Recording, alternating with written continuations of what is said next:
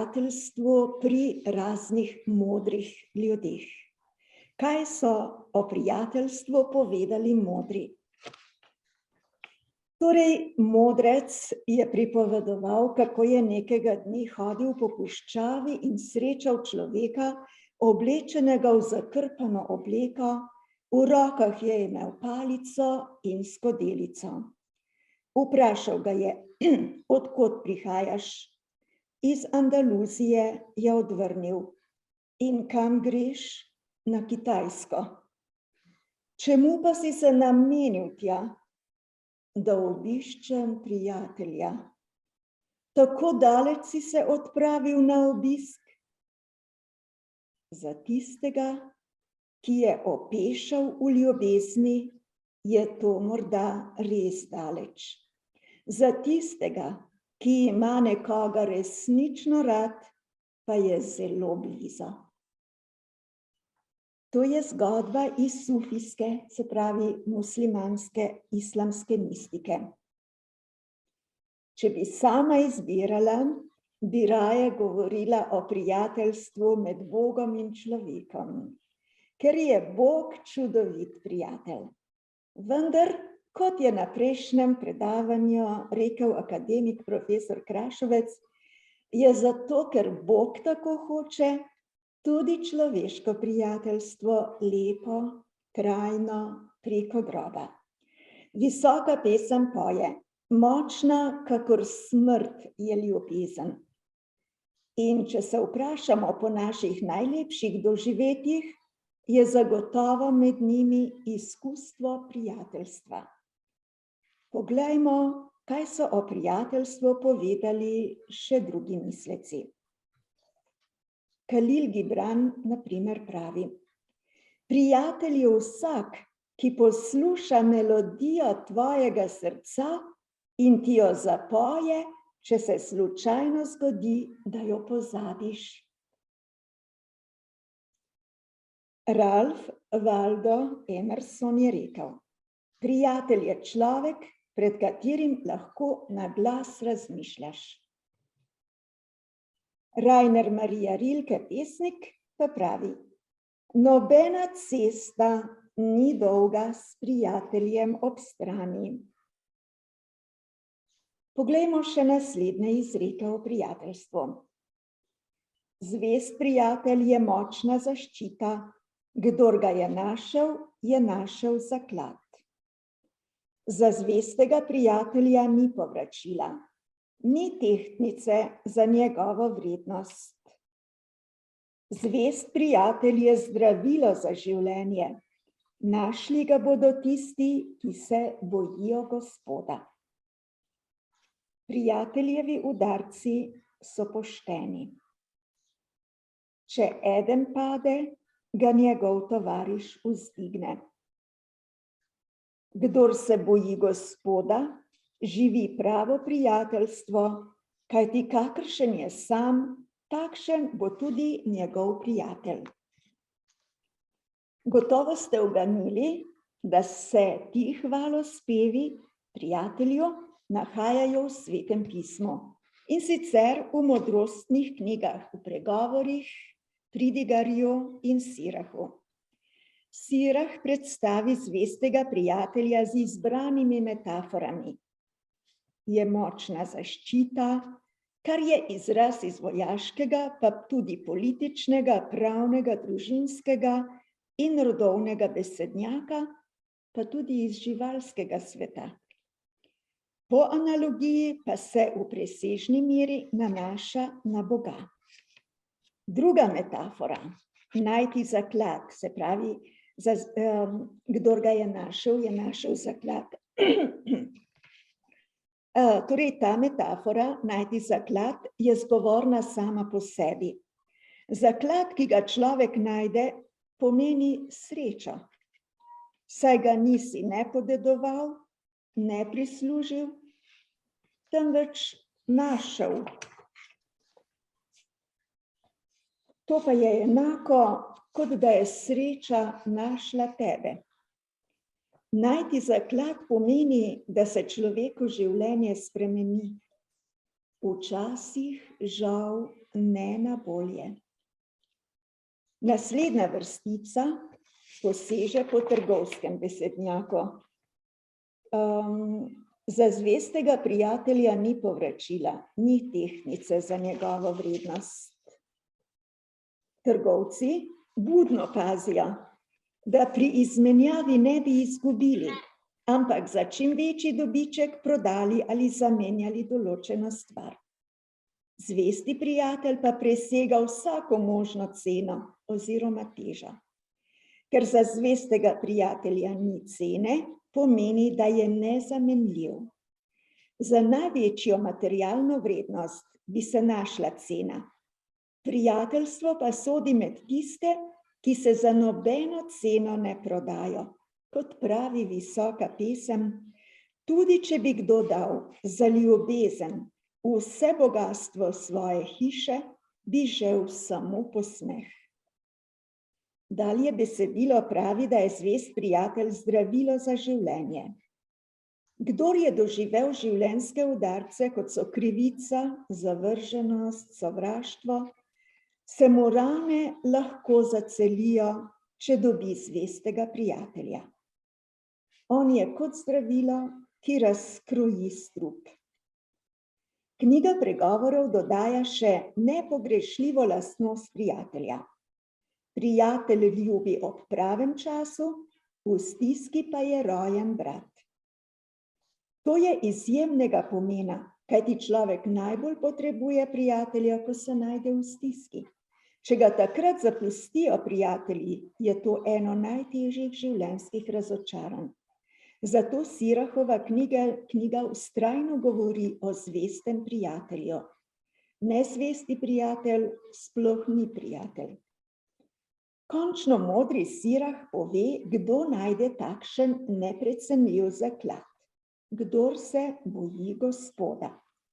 Bati se Gospoda v Svetem pismu ne pomeni suženjskega strahu, temveč strahospoštovanje, zaupanje, ljubezen, češčenje in skladno s tem strah, da bi žalili tako vzvišenega Boga. Kdor goji takšen odnos do Boga, tudi do bližnjega ni bistveno drugačen. Zato mora najti sebi enake prijatelje. Toda v modrostni literaturi ni veliko takih hvalospevov. Prej svarjenje pred tem, da bi prijateljem preveč zaupali. Ti te lahko zatajijo in se ti obrnejo v sovražnika. Modri Sirah pozna človeka, zato svari.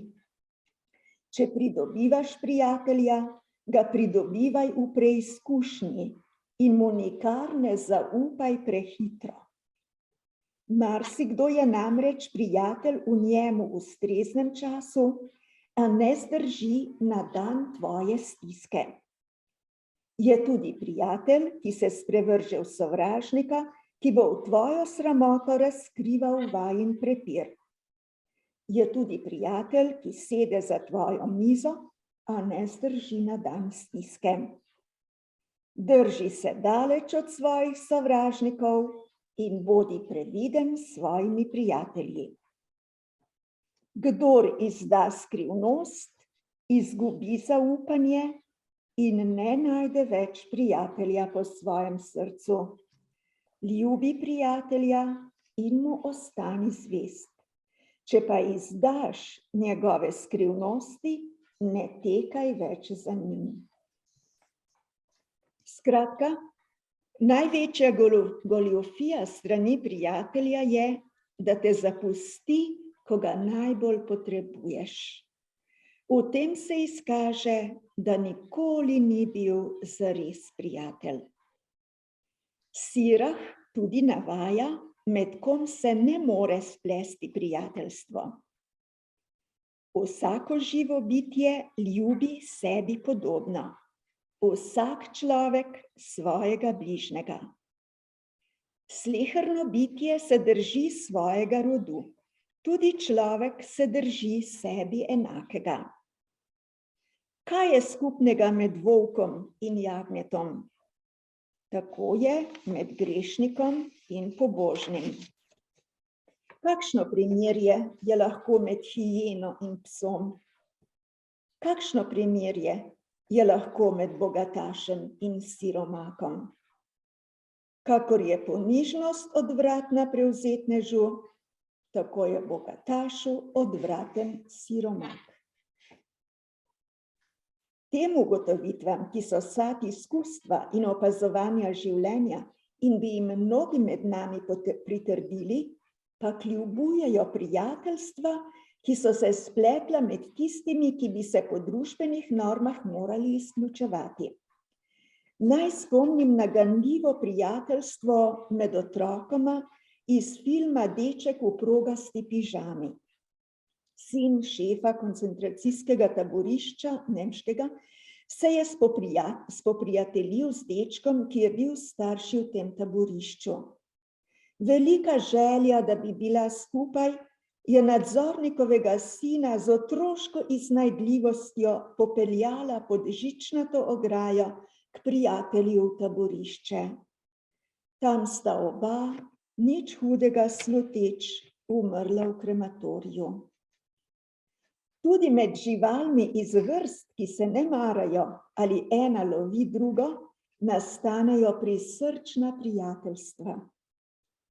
Med vojnami večkrat okoliščine botrujejo medsebojni pomoči vojakom nasprotnih strani. Ne samo okoliščine, ki prebudijo tisto najboljše v vojakih iz sovražnih strani, ampak tudi brezdelje v času, ko ni spopadov. Takrat med sabo igrajo nogomet. Sem lahko uvrščamo tudi slavne ljubezenske zgodbe med tistimi, ki se ne bi smeli ljubiti. Kot novodobna Romeo in Julija je svet zaokrožila smrt Srba in Bosanke iz Sarajeva, ki jo je pretresljivo upodobil bosanski slikar, ki živi v inozemstvu, Safet Zec.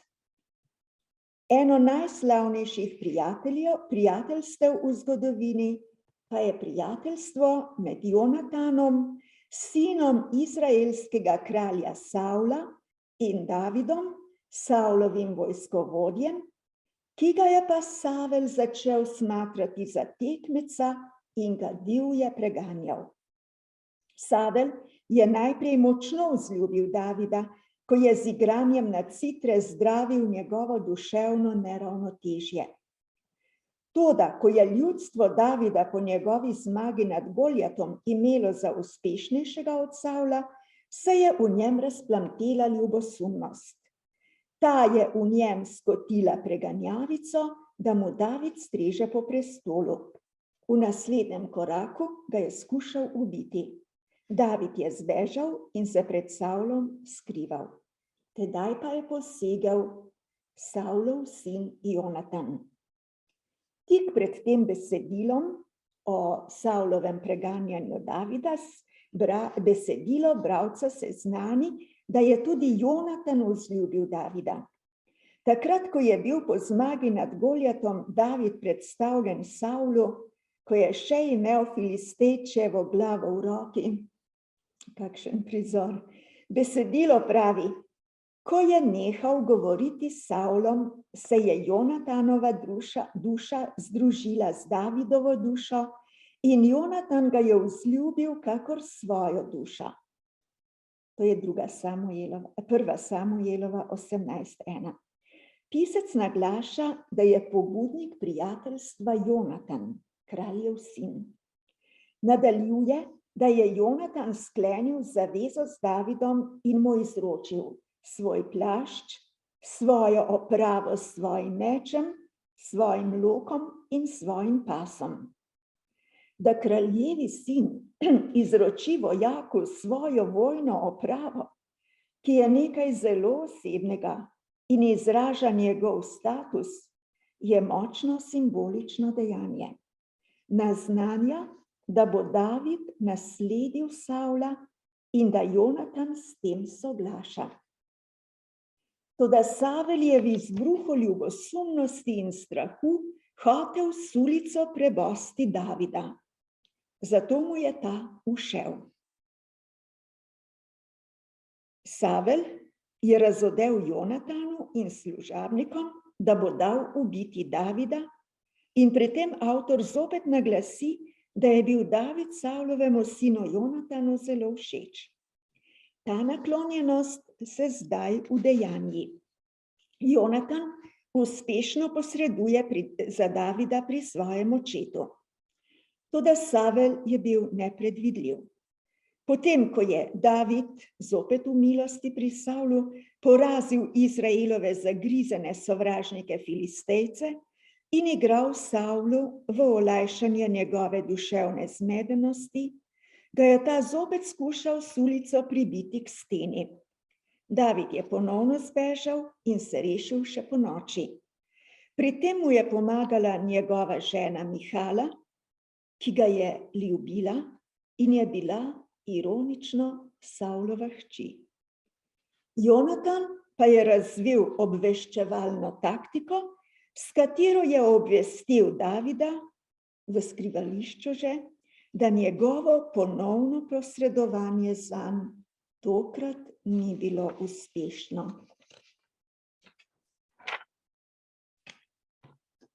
Ganljiva je Jonatanova ponovna zaveza z Davidom v skrivališču.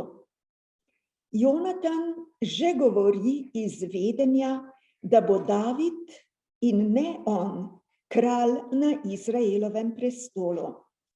Priporoči se Davidu, naj mu po Savlovi smrti izkazuje Gospodovo milost in prav tako njegovim potomcem. David priseže Jonatanu pri svoji ljubezni do njega. Tako kot je na začetku njunega prijateljstva Jonatan vzljubil Davida, kakor svojo dušo, zdaj besedilo pravi, da je David ljubil Jonatana, kakor je ljubil svojo dušo. Do konca prve Samuelove knjige je Savel preganjal Davida. V zadnjem poglavju Savel in Jonatan skupaj s še dvema Savlovima sinovoma padeta v bitki pri Gilboji. Ko David zve novico, raztrga svoja oblačila in zapoje pretresljivo žalostinko.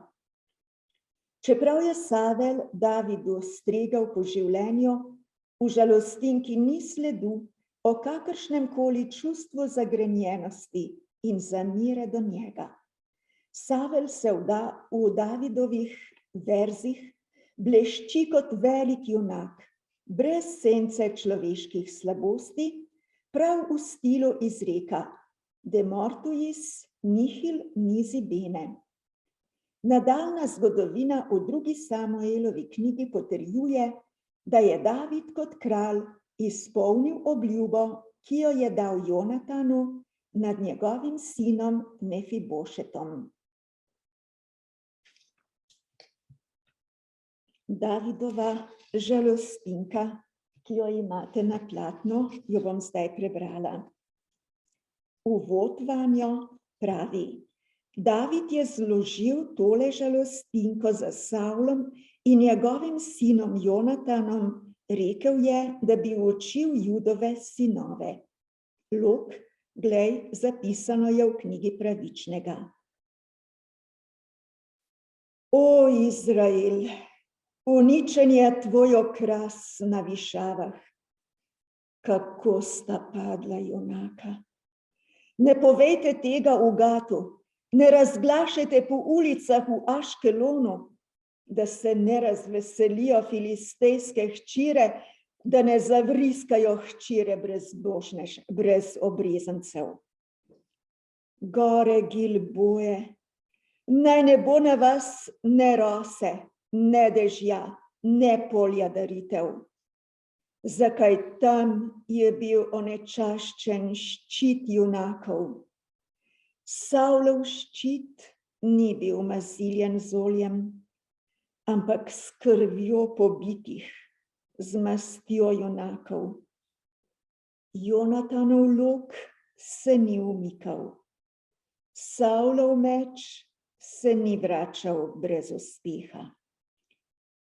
Savel in Jonatan, ljubljena in prijetna, se nista ločila ne v življenju, ne v smrti. Hitrejša sta bila od orlov, močnejša od levov. Hčere izraelske, jokajte za Savlom, ki vas je razkošno oblačil s škrlatom, zlatim lišpom vam je krasil obleko. Kako sta padla junaka sredi boja, Jonatan je preboden na tvojih višavah. Hudo mi je za teboj, moj brat Jonatan, zelo si mi bil prijeten. Tvoja ljubezen mi je bila čudovita, bolj kot ženska ljubezen. Kako sta padla junaka in je uničeno bojno orožje.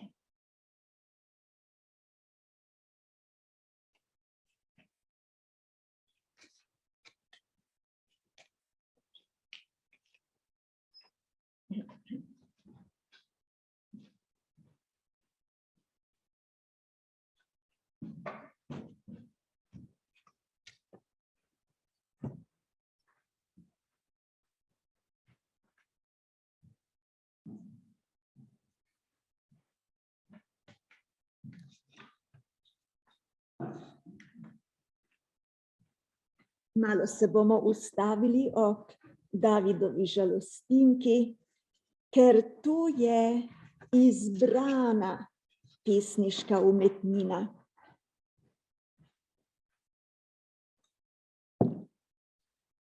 Ima resnično prelestne stilistične figure, kot so aliteracija, to je ujemanje v soglasnikih, ima rimo, seveda v hebrejščini je to vidno, ne? Prevod je pa kolikor mogoče to ohranil.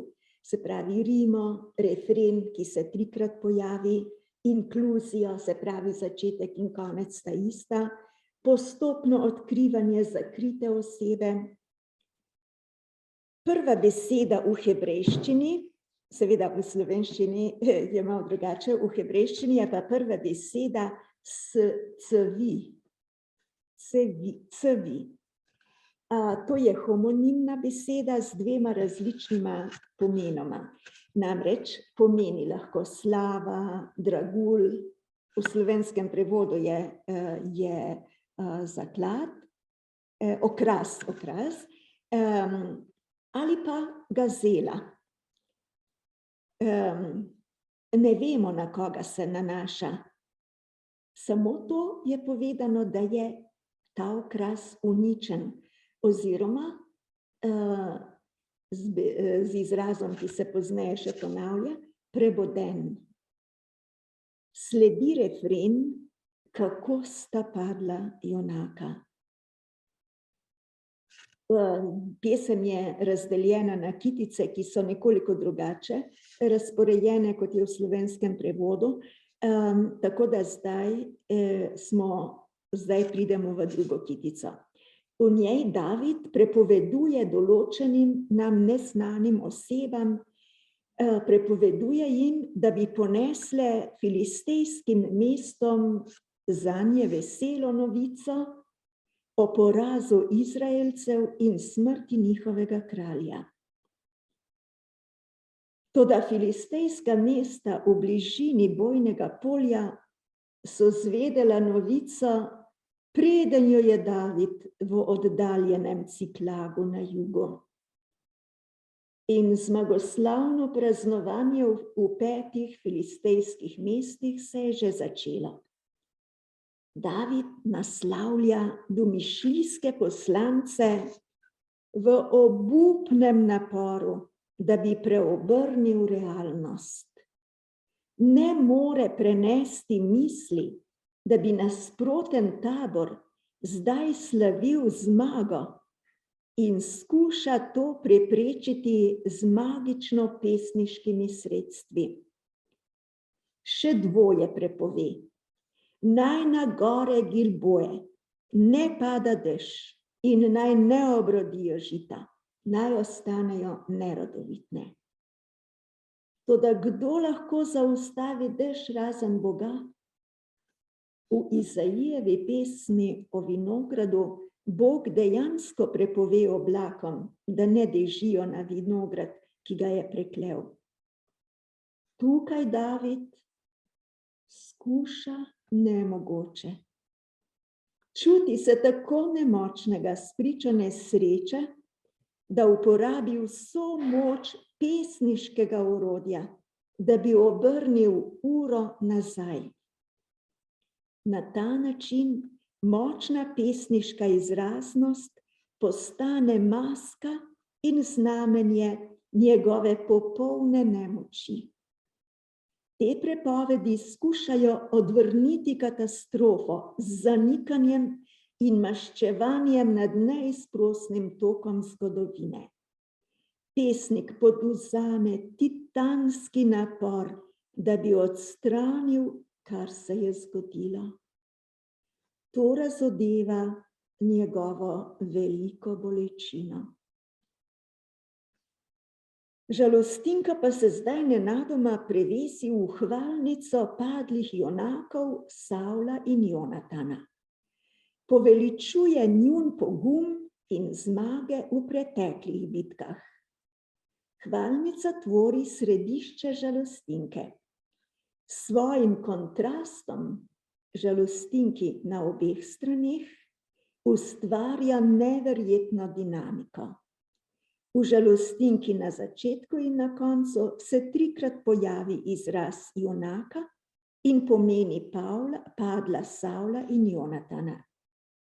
V hvalnici pa se junaki nanaša na sovražne Filistejce, ki sta jih do zadnje bitke Savel in Jonatan vedno premagala.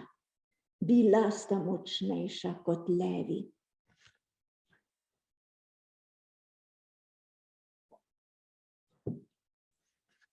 Pesnik namesto na Jonatana in Savla neposredno obrača pozornost na orožje obeh junakov, na Savlov ščit in meč ter na Jonatanov lok.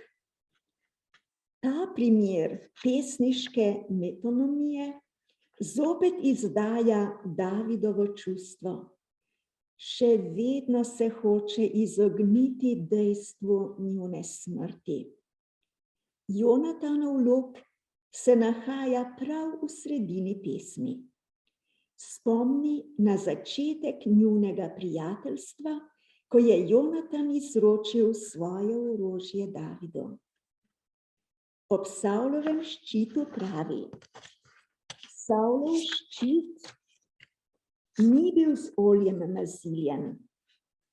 Čeprav se to nanaša na obred vojakovega maziljenja ščita z oljem, v veri, da bo odvrnil udarce sovražnika, je tukaj v ospredju namig na Savlov status. On je bil Gospodov maziljenec in kot takšen nedotakljiv.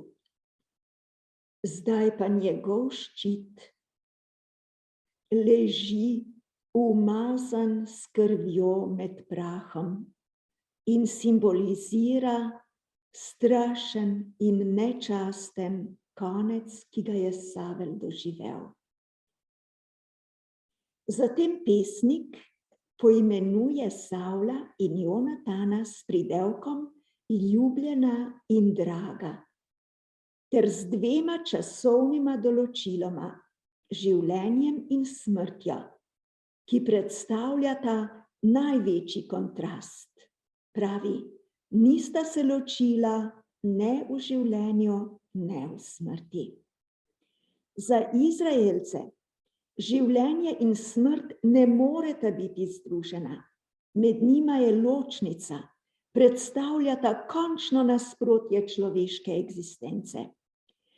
Tukaj pa je to nasprotje zanikano z njuno zvestobo, ki je nič ne more razbiti. Vrstica 23 je arena, v kateri se borita edinost in dvojnost. In je edinost med Savlom in Jonatanom močnejša. Nista se ločila ne v življenju, ne v smrti.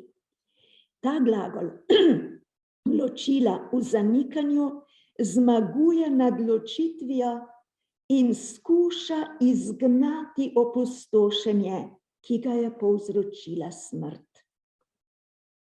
Skozi pesem se 3-krat pojavljata Savlovo in Jonatanovo ime skupaj. V prvem delu pesmi pa je omenjen samo Savel v vrstici 21. Savlov ščit ni bil z oljem maziljen. Usklajenost med poimenovanji kliče po tem, da je tudi v prvem delu Jonatan prisoten.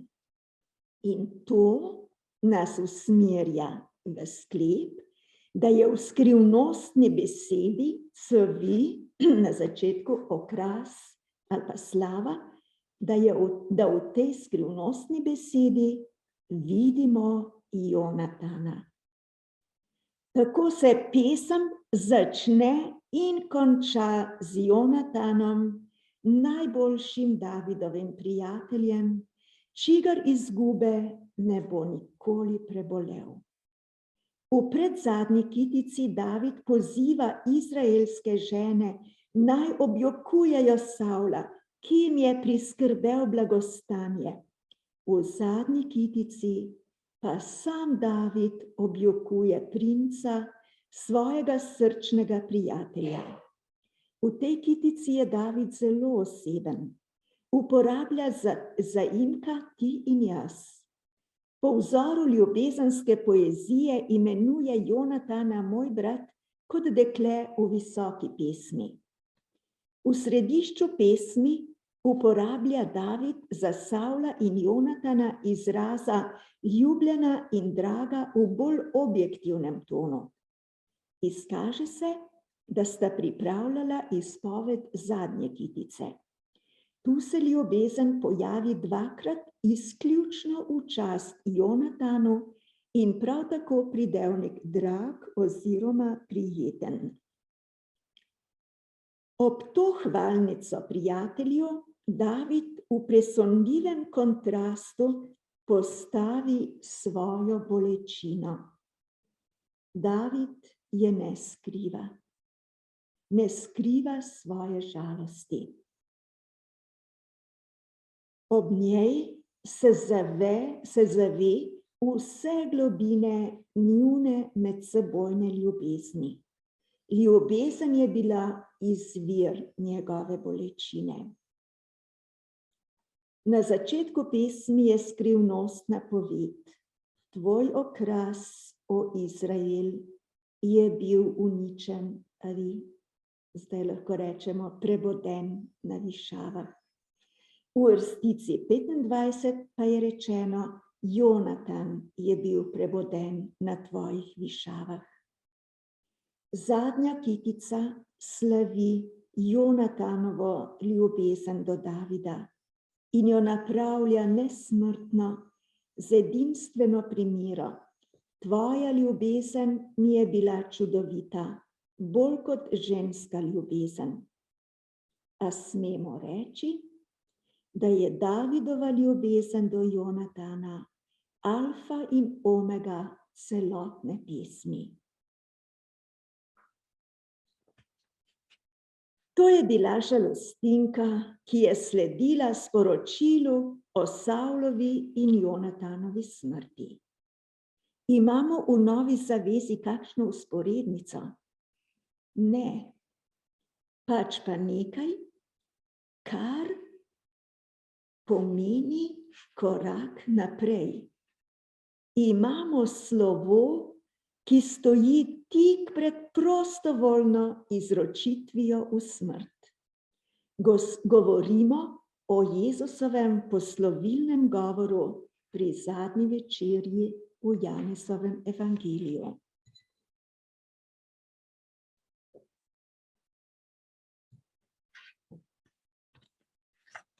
Nobenega dvoma ni, da je bil Jezus čudovit prijatelj.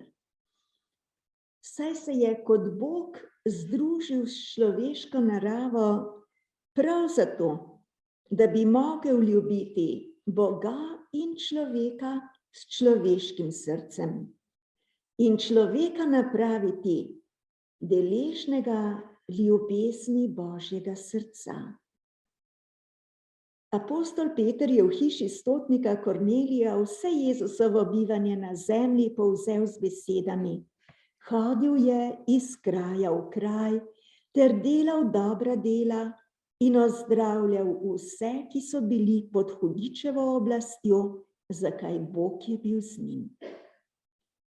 In njegova smrt? Vojaki, ko gredo v boj, računajo z možnostjo, da padejo. Toda v boj gredo z upanjem, da preživijo in svojim rojakom zagotovijo mir in posest, ki jim pripadata.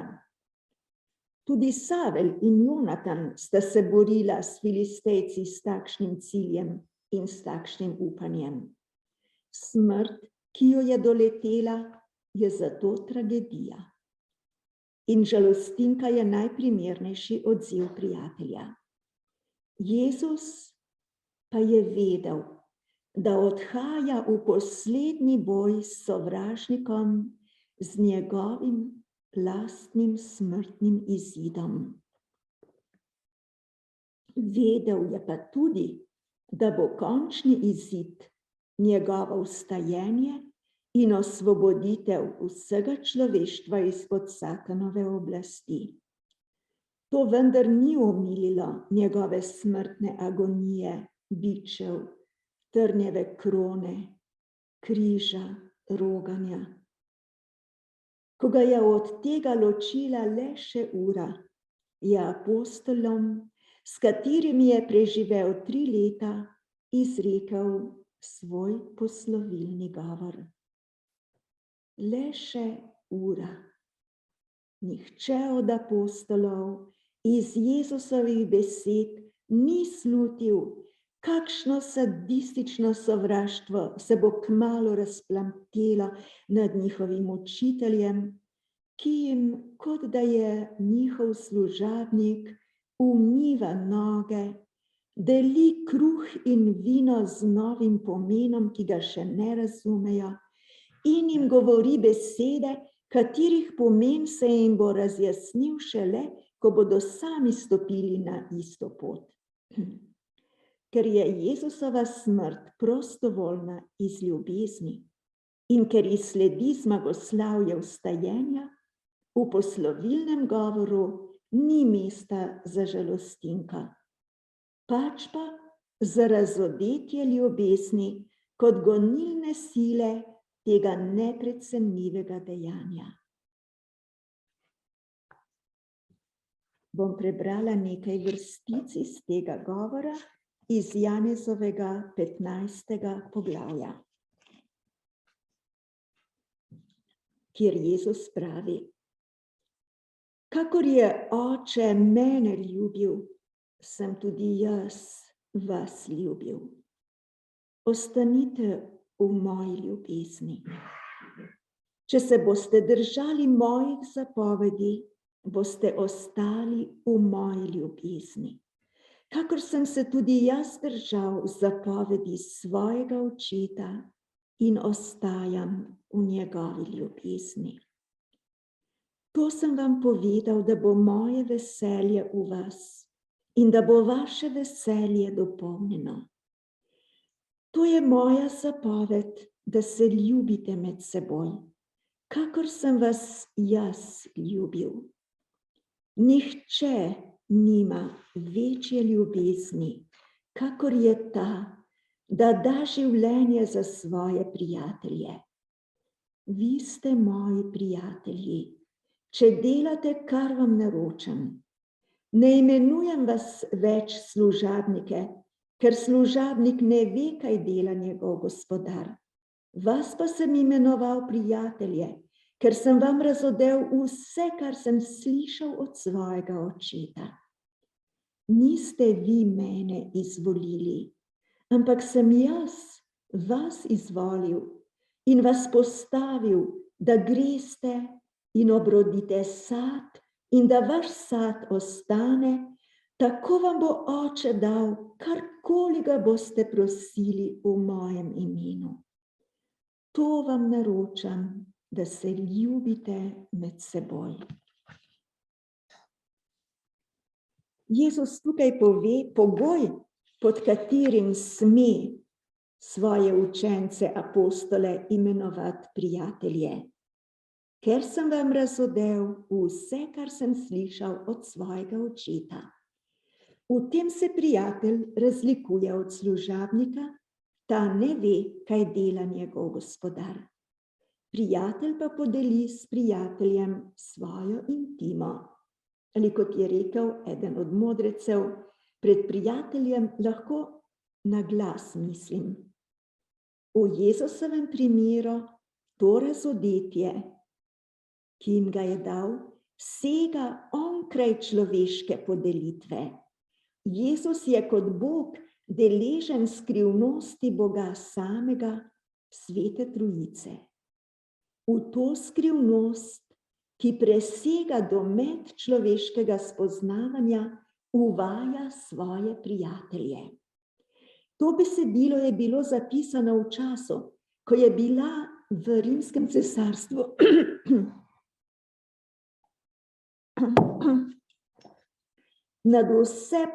ko je bilo nadvse popularno filozofsko in versko gibanje gnosticizem.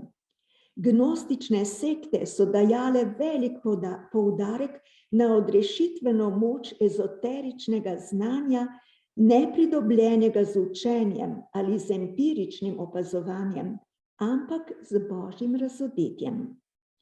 V tem ozračju poganjanja za skrivnim znanjem, ki je razodeto le izbrancem, Jezus svojim prijateljem razodeva skrivnost presežne Svete Trojice. Poleg tega pravi, da jih je on izvolil, kar je zopet v kontekstu takratnega nazora, da so samo izbrani uvedeni v višje skrivnosti. Jezus pa ne izključi nikogar, ki želi biti njegov prijatelj. Jezus izrazi tudi, kaj je višek ljubezni, non plus ultra. Če kdo da svoje življenje za svoje prijatelje. Najgloblji človeški čut potrjuje resničnost tega dejstva in v njem se je Jezus potrdil v nepresežni meri. On je prijatelj. V njegovem govoru tudi izvemo, kaj postavlja nam kot pogoj, da ostanemo njegovi prijatelji. Če delate, kar vam naročam. In kaj nam naroča? Da se ljubite med seboj. In predtem, kako naj se ljubimo? Kakor sem vas jaz ljubil. Jezus nas je ljubil, kakor je Oče njega ljubil. Jezus svojim prijateljem, iz katerih nikogar ne izključuje, naroča, naj ljubijo drug drugega z ljubeznijo, s kakršno jih sam Bog ljubi. To ni naročilo, ki bi vsled njegove presežnosti predstavljalo zahtevo, ki ji nismo kos. Predtem v svojem govoru Jezus pravi, da smo njegovi učenci mladike na njem, ki je vinska trta. Mladiki ni treba drugega, kot da ostane na trti in se hrani z njenim življenjskim sokom. Hrani pa se, če izpolnjuje njegovo zapoved ljubezni. Takrat zmore vse, ker v njej deluje Jezus. Nova zaveza pričuje, da je ta Jezusova želja in moč obrodila sad na njegovih učencih. Prvi kristjani so življenjem pričali, da je mogoče vzpostaviti prijateljsko skupnost, kjer jim je vse skupno. Pavel pa je zgled čudovitega prijatelja. S svojimi sodelavci je vzpostavil močne prijateljske vezi in prav tako tudi z verniki, ki jim v svojih pismih pošilja pozdrave. In bomo nekaj tega prebrali iz zaključka pisma Rimljanom.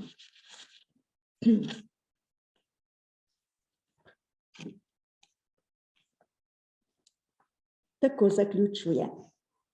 Razlagalci sicer pravijo, da v Rimu, ki ga ni obiskal in jim piše to pismo, še ni mogel poznati toliko prijateljev in da so verjetno ti prijatelji dodani v krajih, kjer so to pismo brali. Tam pa je imel prijatelje in so dodani iz ostalih krajev, iz ostalih cerkvenih skupnosti, kjer je imel Pavel mnogo prijateljev. Vseh niti ne bomo prebrali, tukaj jih je toliko, ampak nekaj. Tako pravi. Priporočam vam našo sestro Fojbo, ki je diakonisa v cerkvi v Kenhrejah. Sprejmite jo v Gospodu, kakor se spodobi svetim, in ji stojte ob strani vsem, kar bi potrebovala od vas. Saj je bila tudi ona v pomoč mnogim in tudi meni. Pozdravite Prisko in Akvila, moja sodelavca v Jezusu Kristusu, ki sta tvegala glavo, da bi mi rešila življenje. Hvaležen sem jima, ne samo jaz, ampak tudi vse cerkve med pogani. Pozdravite tudi cerkev, ki se zbira v njuni hiši. Pozdravite mojega dragega Epajneta, prvega, ki ga je dala Azija Kristusu. Pozdravite Marijo, ki se je zelo trudila za vas. Pozdravite Andronika in Junijo, moja rojaka in sojetnika, odlična apostola, ki sta bila že pred mano v Kristusu. Pozdravite Amplijata, ki mi je drag v Gospodu. Pozdravite Urbana, našega sodelavca v Kristusu, in mojega dragega Silahija. Pozdravite Apela, ki se je izkazal v Kristusu. Pozdravite Aristobulove domače. Pozdravite mojega rojaka Herodiona. Pozdravite tudi člane Narcisove hiše, ki so v Gospodu. Pozdravite Trifajno in Trifozo, ki se trudita v Gospodu. In tako naprej, tako moške kot ženske. Potem pa nadaljuje. Pozdravite se med seboj s svetim poljubom. Pozdravljajo vas vse Kristusove cerkve. Pozdravlja vas moj sodelavec Timotej in moji rojaki Luki, Jason in Sozipater. Pozdravljam vas v Gospodu jaz, ter ti, ki sem napisal to pismo. Pozdravlja vas Gaj, pri katerem uživam gostoljubje jaz in celotna cerkev. Pozdravlja vas mestni blagajnik Erast ter brat Kvart. Njemu pa, ki vas more po mojem evangeliju in po oznanjevanju Jezusa Kristusa utrditi v skladu z razodetjem skrivnosti, ki je bila zamolčana skozi večne čase, a je bila zdaj razodeta in je po ukazu večnega Boga oznanjena v preroških pismih vsem narodom, da bi bili poslušni veri, Bogu, ki je edini moder po Jezusu Kristusu, slava na veke. Amen. S tem bi končala svoj prispevek k temi, kako Sveto pismo govori o prijateljstvu med ljudmi.